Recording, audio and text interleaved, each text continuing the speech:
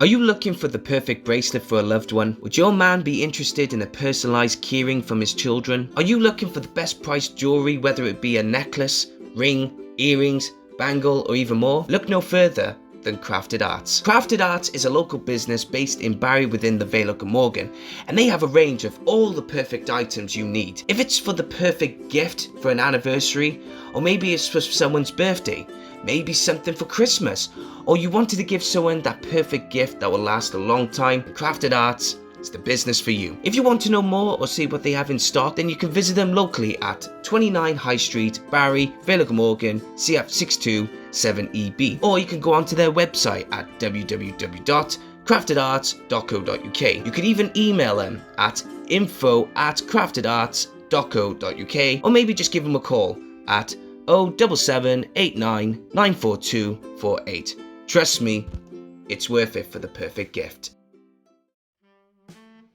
The best thing about Creative Space is that we don't just want to encourage people in being creative in TV, film, or even theatre. We also want you to be creative in a variety of other things as well. So do you want to have experience in making jewelry? Do you want to pick up a hobby but do not know what to take or where to start? Then look no further than the Vale Jewelry Workshops. Vale Jewelry Workshops provides the best experience in teaching you how to make the best sterling silver jewelry. They will help you make a range of silverware including rings, bracelets, and many more pieces. You will learn the basic silversmith skills such as soldering, texturing, shaping, and lots more. Not only do the workshops provide the experience for adults, it also provides the best experience and fun for children as well. So if you want to learn on how to make sterling silver jewelry, and if you're very interested, go onto their website at www.valejewelryworkshops.co.uk or get in touch with them via email at info@valejewelryworkshops.co.uk or even phone them at 07789 794248.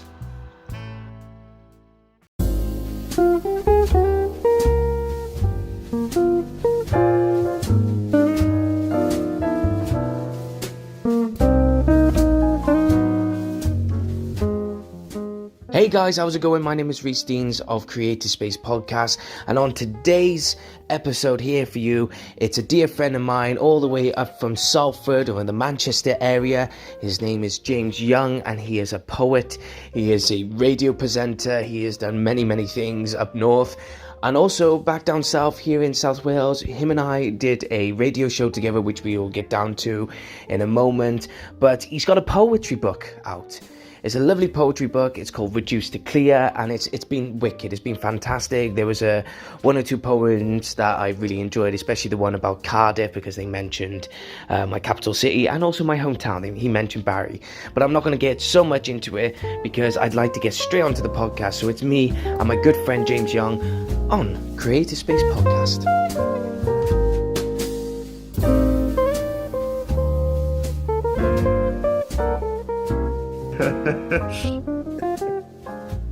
Anyway, where to are you based now up north? Are you back? I'm in Salford.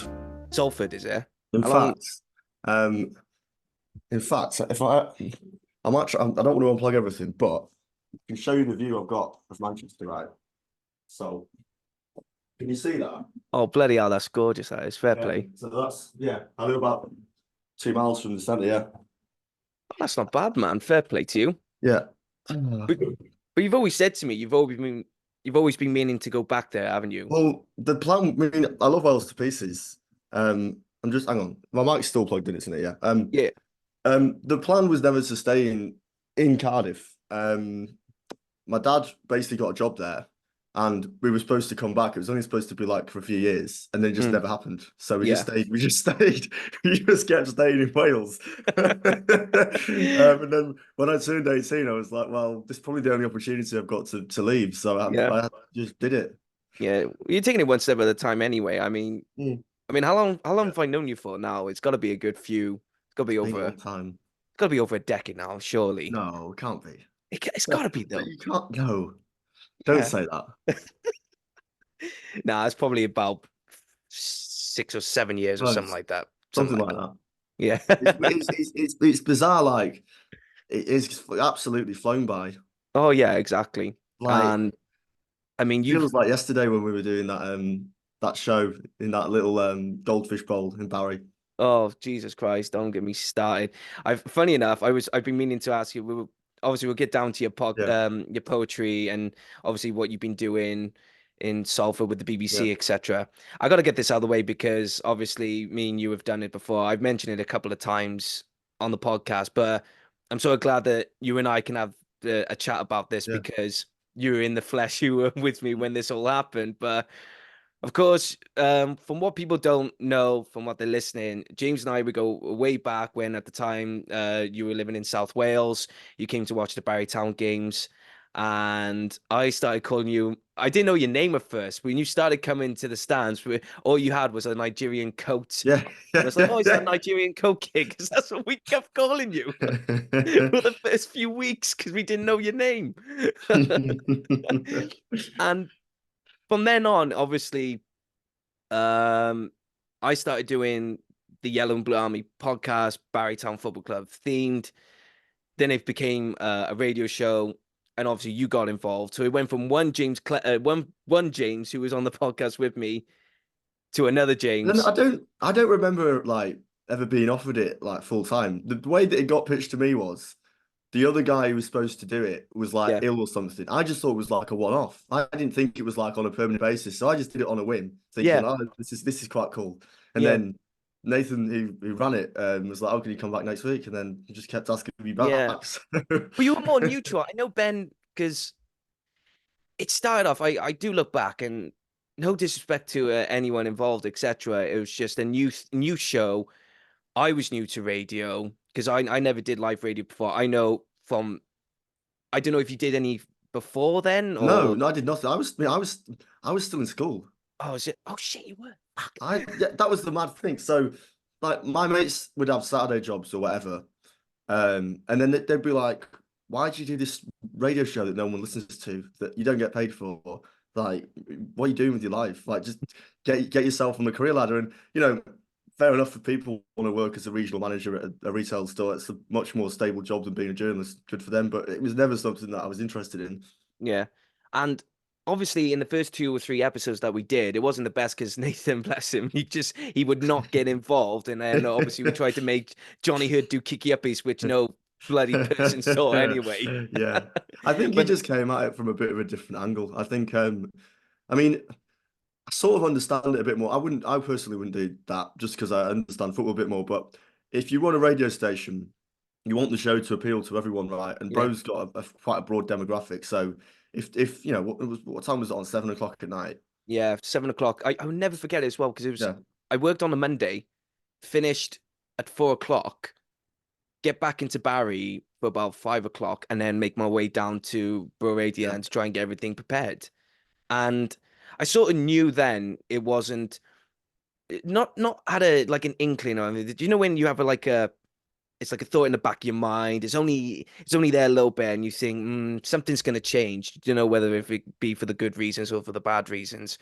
And but we got into trouble a couple of times because I we mean that's that's nothing compared to what some of the stuff we used to do on that Saturday program I did with Luke. Jesus, yeah. that was that was a Wait, whole hold that kettle though, of because I really fish. want to know that. I really want to know. But It so was just we just did yeah. loads of Do you shit do you basically. remember do you remember that time then when we had that meeting with Bro Radio with Nathan and Ben Yeah, and Barrytown Football Club were kicking off because we had yeah, George Ratcliffe on the show and it was yeah. But again, like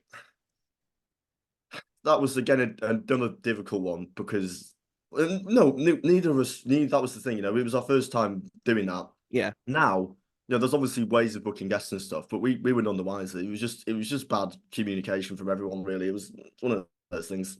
Yeah, yeah. Because I remember when I did the podcast show before it became the radio show, I'd always ask the players. And Hannah, who was always the media officer, just always said, "Oh, Rhys, just don't ask about this, oh, blah blah blah." And I said, "Well, it's going to be mostly about them anyway." So that was the rhythm that went into the radio show. And I assumed that, well, because they had no problem, they knew me. They can come up to me and say, "Rhys, can you not say this? Can you not say that?" That's why I was believed to have. But then when again it's like when we did ask George Ratcliffe to come on the show I do look back and I think yeah maybe I should have done better with communication. But like I said, everyone was because Cardiff kicked off, and then Barry I think Town. the difference was, so for people that are unaware, right? So George Ratcliffe was on loan from Barry at Cardiff, right? So he wasn't Barry's player. So Yeah. Barry will probably go, well, like he's not. You can't just ask someone that doesn't play for us to do an interview. Like this, Mm, I think as well because Cardiff obviously were a Championship side, that they've got like more sophisticated ways of doing media stuff, and I think it says more about football in general. And I've noticed this a lot more as a journalist. Clubs don't like giving access out to interviews and for a lot of stuff, especially the big Premier League sides. mm. You know, if you want to do an interview with a big player, they don't want to do it because they do a lot of stuff internally because they can manage it better. So it doesn't I mean Yeah. it's they've got it doesn't you don't blame them for doing that because you're a PR manager, that's your job. You want to control your Mm, talent and get them to media train stuff and say what they want. But I think Cardiff were probably damaging limitations at that point. I mean, if you're um if you work for a media thing at a club and you've got an untrained loanee who's just going to go on a radio station that you've not trained him or told him to say anything, we wouldn't do. But if we were pricks, we could go, oh, your manager's just about to get sacked, or what do you make of this player? And because he's never done anything before, he could just slag into his entire team, and all of a sudden that yeah. becomes a story then, and the whole relationship deteriorates. So it was a difficult situation, and the older I get, the more I see it from both sides. But it, Mm, it wasn't managed from either side yeah. well, Yeah. I Yeah. don't think.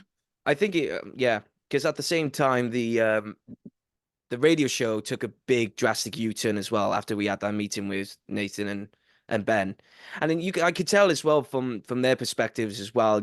I could tell from the way they just presented it to us, they didn't want to do these drastic changes because obviously it was just one of those mistakes that look, mistakes happen, and obviously football clubs like Cardiff and Barry are not going to see it that way. So I understood from their perspective, but I had a few family members heavily criticized Bavadio for the way things have been done. Yeah, But but I defended them. I was like, well, you couldn't again, really blame them because they were in the middle of it all. You the can't really. thing that just frustrated me more about the club was, we were the only people giving them any sort of proper publicity, right? We had a weekly radio show promoting that football team, Mm, and I found them to be pretty unhelpful at times. Even things like, it took me months to get the Wi-Fi password for the press box. There was just really small things like that that built up over time, and especially during COVID. yeah, I understand it was a difficult situation, but giving me accreditation for certain games, I don't have a right to be there as a journalist, but I'm the only person that covers I was the only person that covered their team yeah, week in, week out. And they would just be slow at certain things. They just, I mean, I don't know. I've not been to Barry for a number of years now, but I hope it's changed for the better. I'd like to think it has. Maybe they've learned from it, but back then it was more challenging than it needed to be, definitely. yeah. It's changed a lot, and I've noticed a little. In your poem Cardiff, you mentioned Mhm. Barrytown, and I was a Yeah. bit like, oh, if only you stayed in Barry, and I could have told you everything that was what was going on at that time this But season. do you God, think? Do you think? I mean, we can come on to that in a bit, but the book itself, there is a poem in there about Cardiff, and I think there is something about, and Manchester's fairly similar, cities that you've grown up in just changing and oh not yeah, really feeling like you belong there anymore. Cardiff, I mean, I don't go about that often. I went for Christmas only for a few. Very probably a good thing. Huge BBC building there, loads of student accommodation, like just totally different. Loads more skyscrapers than there's ever been. oh yeah, and especially for someone like me from Barry and who's only living 7 miles away, but I've noticed the drastic changes. And growing up, I mean, most of the time, I'm a Barry boy, but I grew up most of my time as well in Land of North and Cabalfa areas, and even then, it's just mad to see some drastic changes and things just completely changing in front of you. And I remember once when I went to Belfast to watch Barry play against Cliftonville in the Europa League, and I sort of looked around the area and I went, Jesus Christ, this is Cardiff in the year 2000. It's not Yeah, changed at all. yeah. But And then I don't know. Look, I think investment's good, but it's got to be the right investment. If that creates jobs, then mm, great. But especially, I mean, Manchester's sort of similar. if you're building loads of high-rise apartments that are unaffordable, there's only a very small number of people that can afford to live in them, and all that happens is you just price the rest of us out of living there. You know, Yeah. I live 3 miles outside of the centre of Manchester, right, and my rent's gone up every single year I've lived here, to the point where when it goes up again in July, I'm gonna have to find somewhere else because I just can't afford it anymore, and that's just how it is. Mm. Do you know when? So after the come down of the Yellow Army Yeah. radio show, you went on to do a Saturday show with Luke. Again, that was complete chance. So a lot of people, I mean, I have worked hard, don't get me wrong, but at the same time, so there was someone called Craig who used to host that. I wonder what he's up to these days, Craig Parry, and he did that program. And me and my friend Luke, who I just went to school with, so I was doing it with him, and it just needed like an extra spark because Craig came at it from a very different angle to me, which was fine, but it wasn't really what I thought. I wanted to have a bit more fun with it. I thought we got 3 4 hours every Saturday. We don't have to take this quite as seriously as just reading the football scores out. So tried to introduce a few more features, tried to make it a bit more fast paced, but it needed someone else. And again, Luke had no radio experience at all. And I just said, do you fancy coming along? And did it once and it worked. And then eventually Craig couldn't do it anymore. So we ended up hosting it together and it was amazing. It's still the most fun I've ever had on the radio because it was, I mean, Nathan Spackman, to be fair to him, gave two 18-year-olds with no experience, no legal training, nothing, 3 4 hours every single weekend on the radio, which, amazing thing for him to do. And we had a great time with it. I mean, we made loads of mistakes. We got into all sorts of trouble. There was there was a lot of things that we probably got away with, and we pushed him very close at times. But it was great fun. Yeah, could you explain one of them? Oh, honestly, there was so many. I remember once um, we'd left a fader up or something like that. So for people that are unaware, right? So you've got a radio desk, um, and the faders are the things that the music comes through and like the microphones and stuff. So we accidentally left one of them down. So one of the basically every time a song played after we'd finished our show wasn't playing because we left the fader down. And it was like Valentine's Day, and he was out having a meal with his girlfriend or whoever, and he was like, "You've ruined my meal. I've had to come back and sort this. You've ruined my meal." And we used to do all sorts. We had like sweepers that were really loud to the point where people would complain and they go like nearly blowing the speakers in my car because of the really distorted things. We used to do all sorts. There was, I mean, there was a lot, but it was great fun. We had a great time. Going on to obviously, as soon as you reached 18, Yeah, back to South you went. Where did now you said you're a producer, you're a journalist, you've done BBC Radio Manchester, you've done a lot of things. So I really want to know a lot and what you've been up to since you've left Barry. How did you get onto? Was it all started from university where the career paths have been? yeah, partly. I mean, I've actually just finished today, so I did a journalism degree at Salford, and that opened a couple of doors. But I was writing for United We Stand as well. I was doing that before I went to uni, and that was like my grounding really in journalism. That was the best thing because fanzines are amazing because you get given a platform to write in a football magazine. And again, there's not really any rules to it as long as it's a good story and you write well. My editor's great in that sense where he'll take anyone on. I mean, we've got writers from all sorts of different backgrounds and I think the problem is with journalism, it's very inherently middle class and a lot of the best writers are working class, but they just don't have the guidance or the encouragement to do it because it's sort of seen as like, oh, I can't do that because it's posh or there's this sort of invisible glass ceilings and barriers in place. And I think that's a problem because especially if you're freelance, the rich kids can afford to offer editors lower rates because they just do it for beer money because the parents cover the costs. So it's like, well, they can just charge lower money, which fucks it up for the rest of us. Um, but yeah, I was right for United We Stand, and that was great because again, and I started selling that outside Old Trafford. I think trust is really important. So because I'm outside Old Trafford, pretty much every home game, selling United We Stand. Everyone knows my face. Everyone knows who I am. I'm there. I exist in real life. If people want to come up to me and say stuff, that they can. And then I was also doing stuff for Stretford Paddock, who are like a Manchester United YouTube channel. And then a couple of their presenters got a job at Radio Manchester. So through them, I was they used to call me, there was like a weekly football show called Talking Balls, which sounds like a prostate cancer thing, but it's a football program. And they got me on to just talk about United on the phone. And that was like, yeah, again, unpaid. Just can you come on at 6:30 for 2 minutes, talking about the game on the weekend? Fine. Doing that loads, always saying yes to stuff.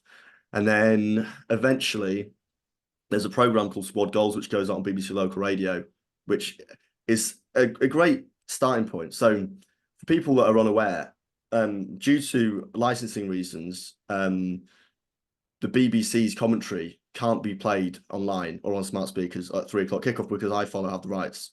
So instead, the BBC before used to just have this constant horrible loop that would go, due to licensing reasons, this program can't be played in your area, constantly playing. But now they do this other program called Squad Goals, which goes out 3 till 5.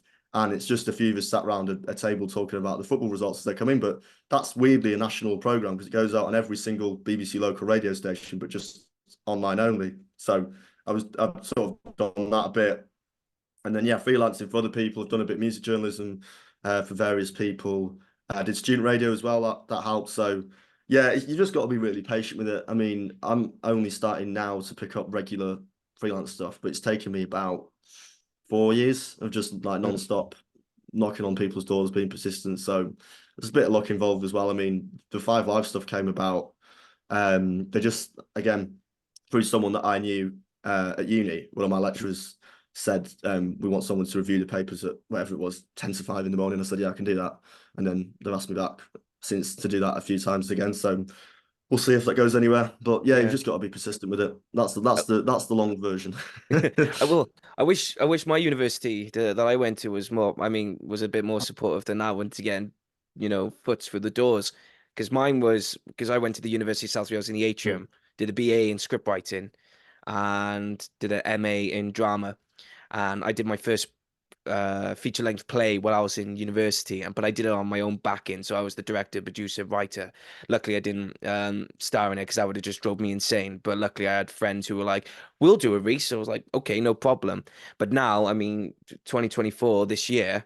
I mean, in September, I'm off now to London at the Bread and Roses Theatre to have one of my plays on for a couple of Right. days, and it's Yeah. amazing. But again, it's like it takes time. Yeah. It always Well, does. also, the amount of rejections I've had Oh, is far more than the success. I yeah. got rejected for work experience at Granada twice. ITV rejected me for a traineeship scheme. In terms of staff jobs at the BBC, I've applied for loads, not had any. There's a lot. I mean, there's far more rejections. I mean, like even the poetry stuff, the amount of people I email and just don't hear anything back from in terms of booking for gigs and stuff. Like you just have to be persistent with it. Yeah, yeah. Have you ever considered doing it on your own? If you knew people to say, look, I'm gonna sort out a poetry event, evening, whatever.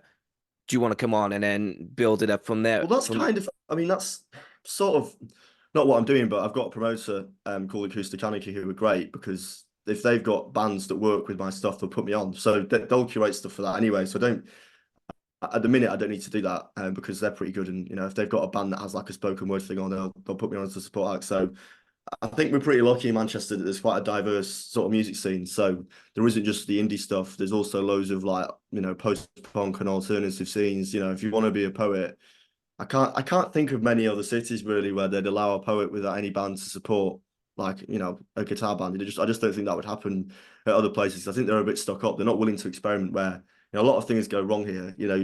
I've done gigs to like two people and it's been awful. But also likewise when it comes off, some of the best gigs I've done have just been amazing because I remember doing a gig supporting the Lennon Gallagher's band before Christmas, and I was like, "How the fuck have I got myself into this situation?" It was great. why poetry then? I mean, you're doing. I'll get back to some journalism and producing Yeah, in a moment, but you know, I never thought of you. But then again, things change. And yeah, a lot of people didn't think I was good at poetry myself because I'm in the middle of process of getting a poetry book sorted myself. That's what I was like. I want to know how James did it, but but I didn't really think of you as a poetry person. So where did that come from? not really. Again, it just sort of, I guess I've always been a good storyteller, and then I went through a lot of really sort of shit basically over the last sort of couple of years. A lot of really bad like personal trauma. And then I knew a guy called David Scott who was, and I was really pissed one night. And I sent him a poem that I wrote on the notes app on my phone about some one night stand I had with some Somali girl. And I thought he'd say like, "This is shit, fuck off, go to sleep." And he went, "No, this is really good." And like made me do an open mic in Stockport. And I thought, "Ah, it'd be cool." And then again, anything would come of it. And then they said, "Oh, can you come back next week?" And then they kept booking me for stuff, and then it just snowballed really. I wasn't really expecting it to take off in the way that it did, but Yeah. as long as people still support me and come to gigs and buy the book, then I'm going to keep doing it for as long as possible, really. Yeah. How did you get it published then? Did you knew people that would No, do it? no, I completely self-published it Okay. because I spoke to a few publishers and they were like, "So we want to take a massive cut for doing nothing essentially, and we're going to exploit you in the process." And I'm like, "Well, I can just go to Princess myself. I don't need you to publish it. You're just going to take a fat wedge." Yeah. So I just phoned up a Princess that I found online, and I said, "I've got this Word document. Can you turn it into a book?" And they went, "Yeah, sure. How many copies do you want?" It was that easy. Like, Oh, yeah, is it fair play? yeah, Yeah, because that's what I'm looking with now with a friend of mine, Mark, who helped me yeah, with my theatre shows, because he's published one of my script books that I did a performance last year in Tiny Rebel, funny yeah. enough. Um, and now we're looking to do another one, and hopefully then with the so I'm following you now, publishing a poetry book hopefully one day. But I I don't know if it's going to be sound like. Are you a No, fan of go the for it. streets? And are you a fan of the streets I anyway? love the streets. Yeah, The streets is I one of was my because biggest influences. it's given me the streets vibe. Yeah. I was like when I first Yeah. saw the cover, it just So that's I don't want to I don't want to dox myself, but that's my flat. That's where I live. yeah. Now I know where you live now. So But it just gave me that yeah, vibe. It was just like, oh my God. it doesn't get any more authentic than that. The Yeah, photos in the book is like I hate people that try and sound or don't sound like themselves and they're inauthentic. Whereas all of the stories in that poetry book, I mean, all of it's pretty much true. I mean, there's stuff about relationships in there, there's stuff about chance encounters with random people, but all of that's true. And you've got to put yourself on the line because the more raw you are, and I guess the more vulnerable you show yourself towards people, then they'll respect that a lot more. Whereas if you just go, "Oh, my life's great, isn't everything perfect?" then people just won't care. yeah. Do you think that's what's missing in poetry as well? That because a lot of people think of poetry as this artistic, got to be eloquent with words and everything, whereas you don't have to be like that. Do you? No, I think it's a lot more accessible than people think it is. I mean, I don't have an English literature A level or anything like that. I'm not doing English. Do you know what I mean? My degree was in journalism, wasn't in poetry at all. But again, for me, my inspirations were not Shakespeare or Keats or Yeats or any of that. It was Alex Turner, it was Mike Skinner, it was things that I could relate to that were easy to understand. It wasn't complex things about flowers or anything like that. And that it's probably sent people up the wrong way a bit because I've been to a couple of open mics, and you've got very pompous people there that have been doing it for years that think you've got to do it a certain way and click your fingers and all that. And I showed up in a parka with a pint on stage and so gave a poem about getting up to all sorts, and they just didn't really like it. They were like, it's just no. They'll be like, "Oh, no strong language or adult themes," and I'm like, "Well, what's the point in that? You Yeah. know, who's that for?" It's well that I mean, don't get me wrong. One of my favorite poets is Dylan Thomas, but that's probably Yeah, because of the Welshness in me. But I wouldn't really go so far into detail to say that when I start writing poetry, I don't try to sound like Dylan Thomas because Dylan Thomas had a different way of approaching things of life, especially the time and era that he was living in and the amount of booze he was probably yeah, consuming on a daily basis. I mean, there's a lot of poets and playwrights out there. They're gonna, yeah, they say, "Oh, write from what you know," but also, don't never be afraid to go out and look and learn and do something that's different. I mean, some of the poems I read back now that I'm looking into getting published, and I think I've written one when I was there's 10 poems in this book that I'm trying to get made. And I wrote them when I was between 13 years old. And I there's a part of me that's like, I need to change the wording, but then another part of me is like, yeah, but this is when you were young. This is how Yeah. you thought of things differently. So But leave it that's like that's that. the art of imperfect things. One of my favorite albums is Natural History by a band from Manchester called I Am Clue. And it's a really stripped back acoustic record, and the production on it is shit. But that's great because it's authentic, and it's stood the test of time. I don't like music that it dates it because of the production on it. You can tell a song from 10 years ago that's a pop song because Mm, they've all got the same effects on them, and it's the same now. You know, every song in the charts at the minute sounds the exact same, and in 5, 10 years' time, you'll be able to tell instantly what year it's from. It's the same stuff. You've got to be different, and you've got to make it so that it's still relevant. You want to leave a legacy behind. You don't want to just put the same shit out. mm. Are you looking for the perfect bracelet for a loved one? Would your man be interested in a personalized keyring from his children? Are you looking for the best priced jewelry, whether it be a necklace, ring, earrings, bangle, or even more? Look no further than Crafted Arts. Crafted Arts is a local business based in Barry within the Vale of Glamorgan, and they have a range of all the perfect items you need. If it's for the perfect gift for an anniversary, or maybe it's for someone's birthday, maybe something for Christmas, or you wanted to give someone that perfect gift that will last a long time, Crafted Arts is the business for you. If you want to know more or see what they have in stock, then you can visit them locally at 29 High Street, Barry, Vale of Glamorgan, CF627EB, or you can go onto their website at www.craftedarts.co.uk. You could even email them at info@craftedarts.co.uk, or maybe just give them a call at 07789 94248. Trust me, it's worth it for the perfect gift.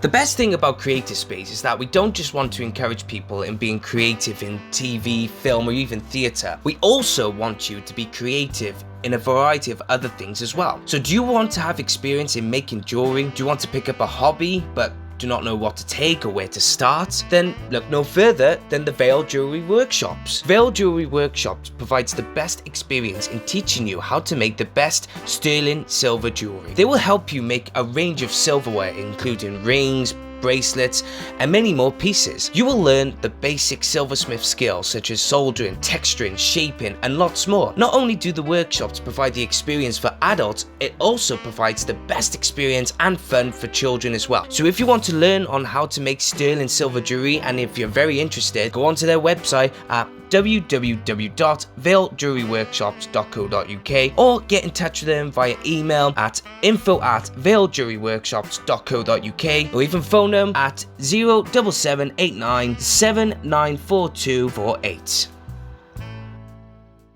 Is there any poem in Reduce to Clear that was hard for you to write? Yeah, I mean, well, so the last one, right? So there's sort of a small story arc. So it goes through a couple of relationships that I was in, but the one in the middle was pretty bad.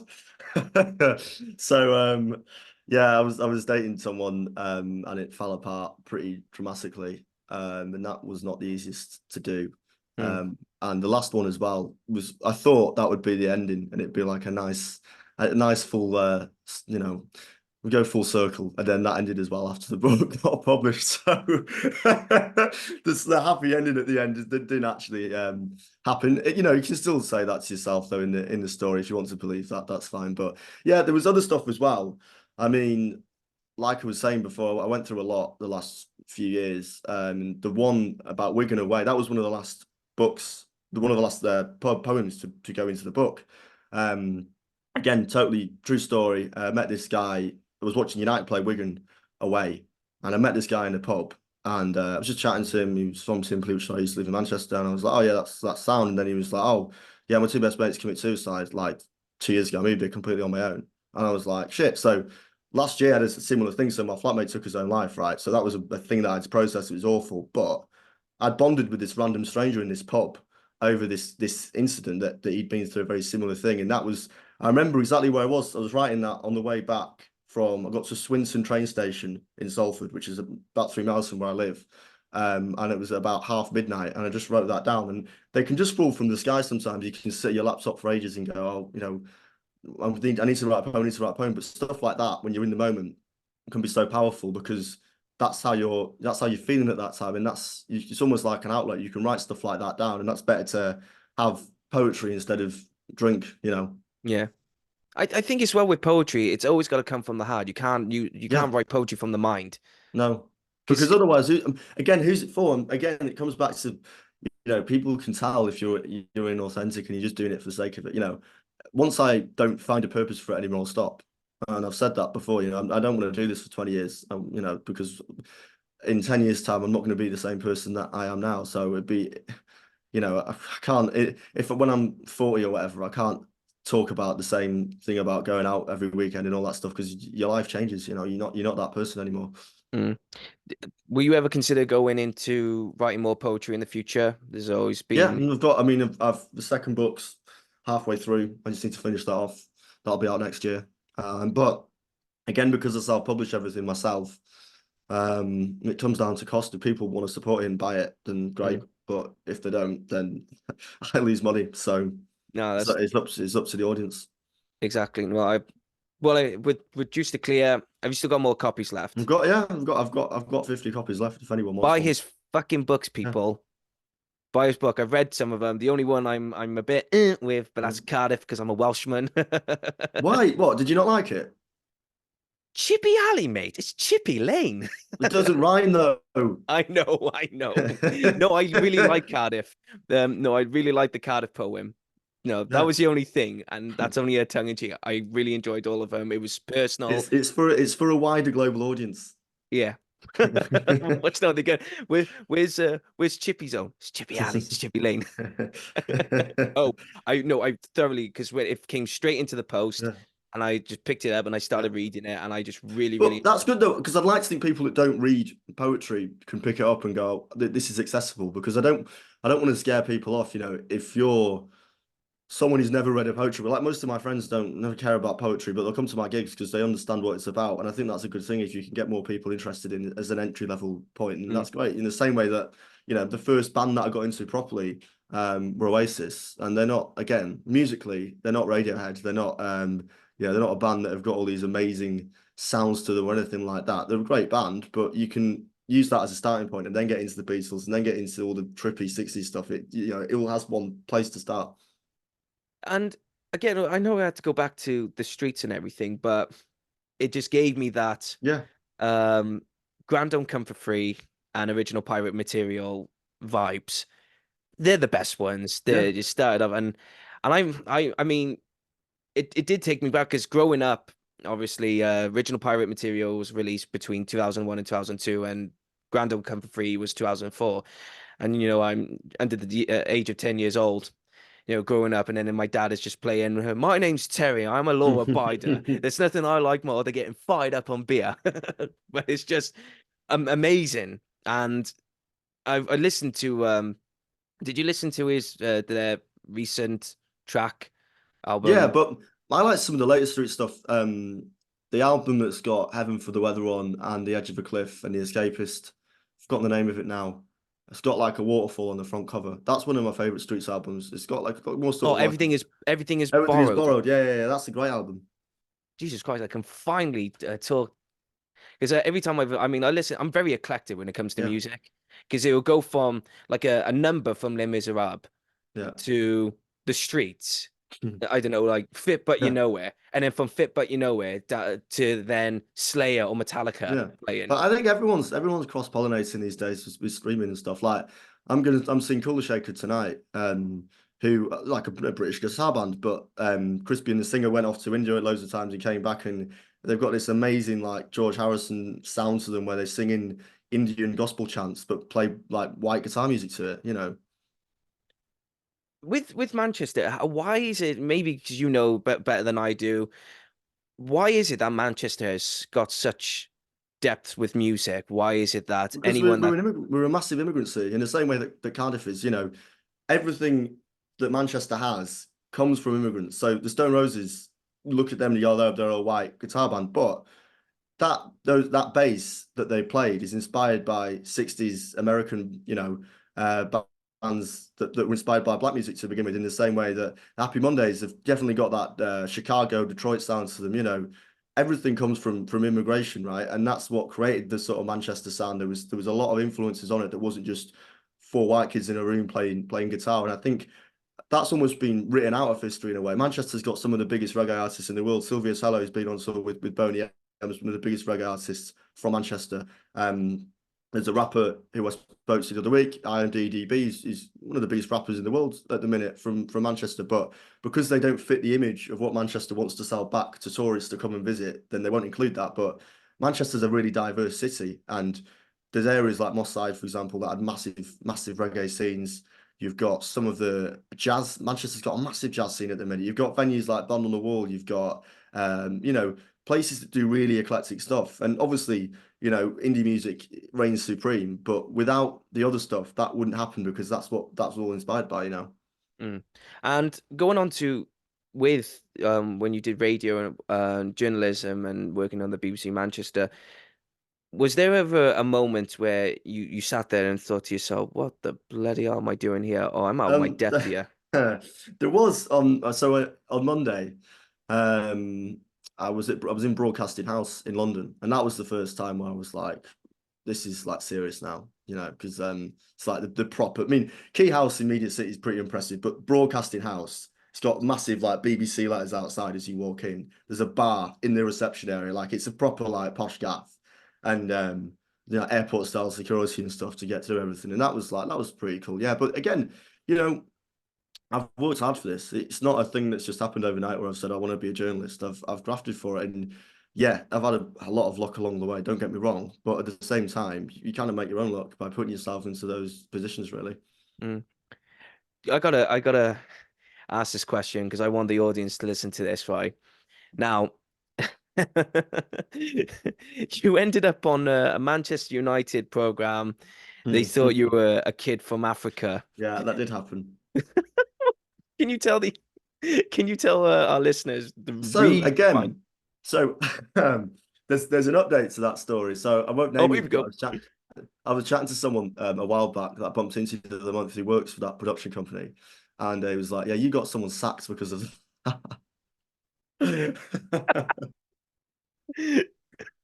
So, So yeah, I was a 16, 17-year-old kid blagging his way onto African TV and talk about United. And they called me first and said, "You fancy?" I was like, "Yeah, sure, whatever." But it was they put the location as Lagos in Nigeria, so it couldn't be from the UK. And then they changed it to Toronto because they thought, well, you can't be from Nigeria. So there was this thing that went on for a year where I was on um African TV talking about Manchester United as James from Lagos in Nigeria. And when the press found out about it, I mean, 442 wrote an article about it. Then Full Time Devils, which became Stretford Paddock, made like a documentary on it. Like it was mad. And then as soon as all that came out, they just completely stopped all contact with me. Didn't say anything because they knew they'd had it. Um, but yeah, that did happen. did you ever with because you do a lot of involvement with Manchester United in terms Yeah. of the supporters pages, programs, channels, and United We Stand. Did you ever have any crossings with? I'm not going to mention about the board anyway because I highly doubt it, but maybe you have. I don't know. Um, did you have any crossings with any of the Manchester United players, legends, and any stories that I mean, you have? they exist around the club, definitely. I mean, I personally have never really had any interaction with United's board because why would I? And I've not interviewed them, but I mean, we've interviewed them before for the magazine, but not me. Yeah, I mean, you see him around in Manchester. Like I've bumped into I bumped into Clayton Blackmore once in hotel football, and he was like just fairly normal bloke, like just having a glass of wine, enjoying himself.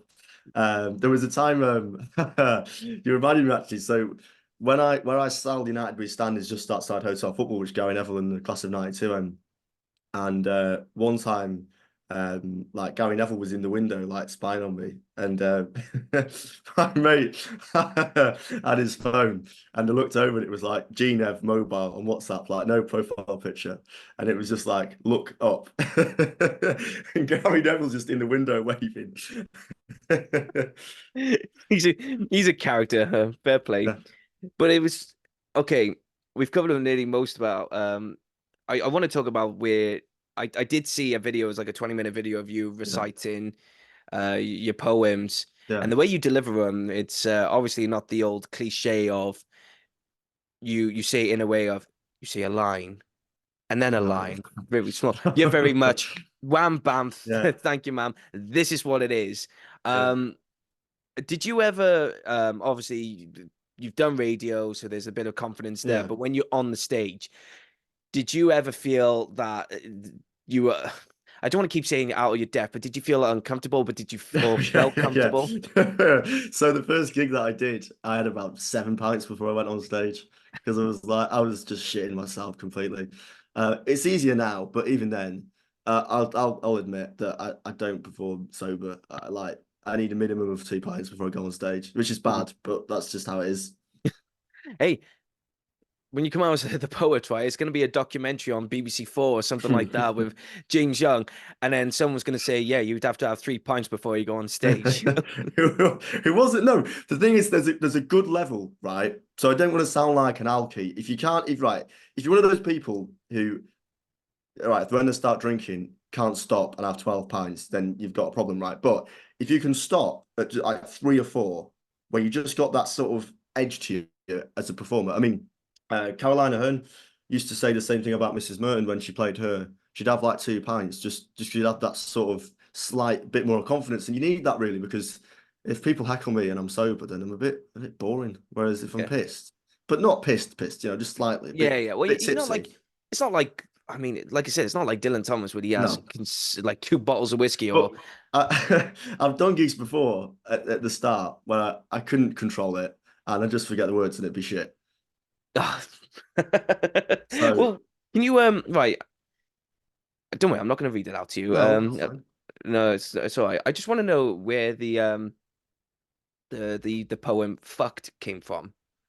Is that the one about getting pissed with my mates? Yeah. Yeah, that again, that just came from, I mean, being a student and not really caring about the world and, enjoying myself with my friends and a lot of the references in Salford in that poem especially kind of, I mean, I've kind of been thinking about more about this the last few weeks that, none of us are going to be around forever. And the older we get, the harder it is to meet up and do these things. So you've got to enjoy being young whilst you can, because Mm, once you get older, then that's it. It's not a death sentence, but and I realized this, mates that I've been really close with before. You've got to arrange a night out like 2 or 3 months in advance. You can't just go, do you fancy coming to the pub because people are busy, Whereas, yeah, that's what that's about, basically, being young and carefree. mm. Did- are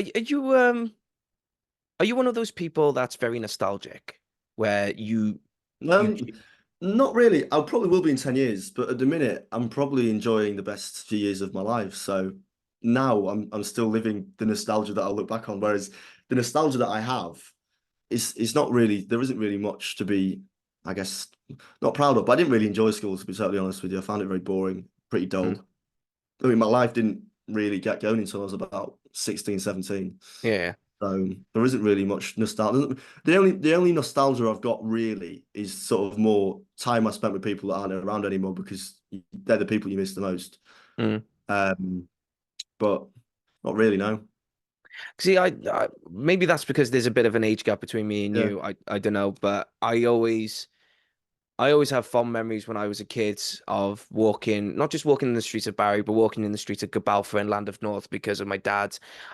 Because my dad would always take me to visit my nan and my bamp. Well, my nan and bam were divorced in 2001 anyway, but we go and visit my bamp in Aberdare, which was was bizarre.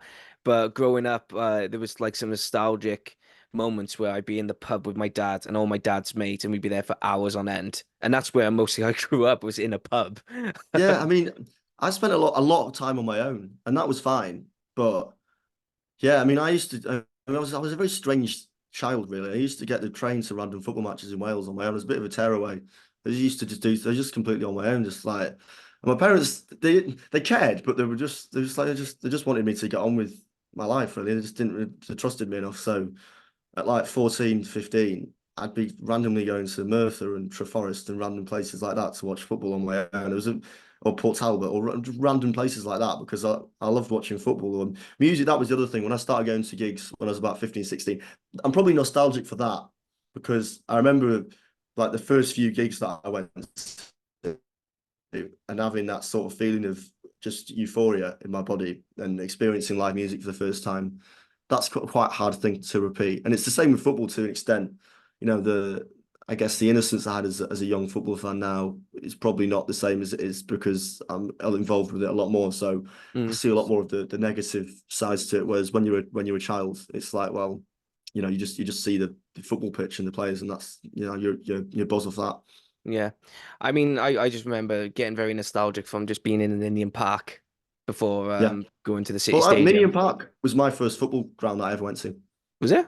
Yep. So I I've went to never. Ninian Park when I would have been 6, 7, and it was the last season um, at Cardiff at Ninian Park before it became Cardiff City Stadium. I remember seeing. I've still got the ticket stub actually. Cardiff against might have been Reading or someone like that in the FA Cup. FA Cup third round at Ninian I was Park. there. And I remember how loud it was. And I think we might have been in the family stand or the council or one of the two. And I just remember just like it was deafeningly loud for an FA Cup third round game. Mm. Maybe that is nostalgia. Maybe it wasn't that loud. Maybe that's just my mind playing tricks on me. But I remember that actually, and that was great. I mean, I could have ended up as a Cardiff fan, but I just never was. No, well, that's fine. I mean, Right. I mean, my Cardiff City supporting days are Mm, far behind me anyway. But even though it's been left imprinted in most books, and I mean, I'm on a cover of "Will Always Be Blue" by mm, Nick Fisk. I'm there with my fist in the air, like "fuck the Reds, fuck Vincent Tan," blah. And I'm like, yeah, but I've got shitloads of Barry Town mm. memories that I cherish. But I'll never forget. There were like two or three things. First one was Eddie Johnson scoring a goal against Doncaster in Indian Park, which everyone just was buzzing about, and they were carrying American USA flags. The other one was Cardiff City versus Ajax. Yeah. And that the reason why that holds dear to me is obviously it's a couple of things because we all remember the reason that is the original how Ajax started using Three Little Birds um, using Three Little Birds as their sort of anthem, if you will, at matches, all because of a friendly in Cardiff. But not only that, my dad's mate Arwell, that was the last time I ever saw him until a few weeks later. I was told he passed away. He died tragically in work. So that's football is weird in its sense that how Football it gives can. you put right. I remember where I was based off football games around it. That's how like for people that don't like football, it's bizarre. My life, I can picture what year or when something happened based on the nearest football game. It is crazy, isn't it? If you So if you ask me, oh, do you remember when this happened in this year or whatever? My mind straight away goes to what football game did I go to? it is bizarre how it works. And it may not just be just about football. It could be about anything Yeah, that you like. It's like, I don't know, if you're mad about a music song or a song in particularly, then you could say, oh, do you remember this happened? I was like, yeah, I remember that because but it's the so and same. so I they. mean, in a way, I mean, you'd probably be able to do. It's on the same par with yeah. I was going out with this person. It's a love, really. You know. Mm, You remember where you were when something happened, and you can link that back to yeah, because I was going out with so and so. You can go, oh yeah, I was at this football game. It's the same thing, really. It is a love, it's a sacrifice, really, like no other. yeah. Well, I mean, my birthday's on the 23rd of July, and I get a lot of people going, oh, Amy Winehouse died that day. And I was like, Mm, yeah, yeah, thanks, Amy. Cheers, love. mm, Nice one.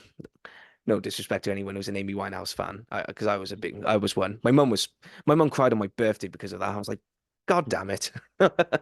mm. Um, so what's the plan then for the future then, There James? isn't one. There isn't one. You're just gonna I wing it, you. just see where it goes, and like yeah, I never really have a plan. I just see where life takes me. Really, I'm not one for. I hate people that set goals and go, "I want to achieve this in 5 years." I'm like, why? Because if it doesn't happen, then you're going to be more depressed. So, just like you might think that, oh, this I need to do this thing by this age or whatever. When that might not happen, but something else might happen instead. So, Yeah. Happy days. Yeah.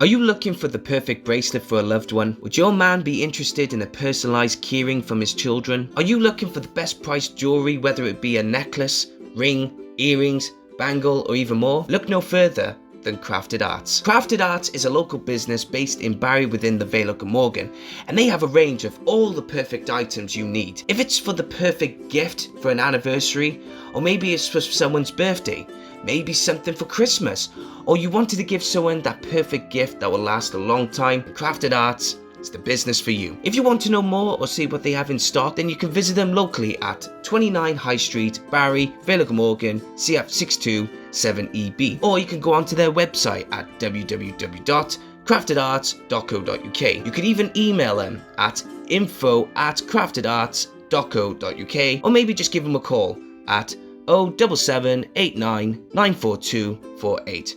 Trust me, it's worth it for the perfect gift. The best thing about Creative Space is that we don't just want to encourage people in being creative in TV, film or even theatre. We also want you to be creative in a variety of other things as well. So do you want to have experience in making jewellery? Do you want to pick up a hobby but do not know what to take or where to start? Then look no further than the Vale Jewellery Workshops. Vale Jewellery Workshops provides the best experience in teaching you how to make the best sterling silver jewellery. They will help you make a range of silverware including rings, bracelets and many more pieces. You will learn the basic silversmith skills such as soldering, texturing, shaping and lots more. Not only do the workshops provide the experience for adults, it also provides the best experience and fun for children as well. So if you want to learn on how to make sterling silver jewelry, and if you're very interested, go onto their website at www.valejewelryworkshops.co.uk or get in touch with them via email at info@valejewelryworkshops.co.uk or even phone them at 07789 794248.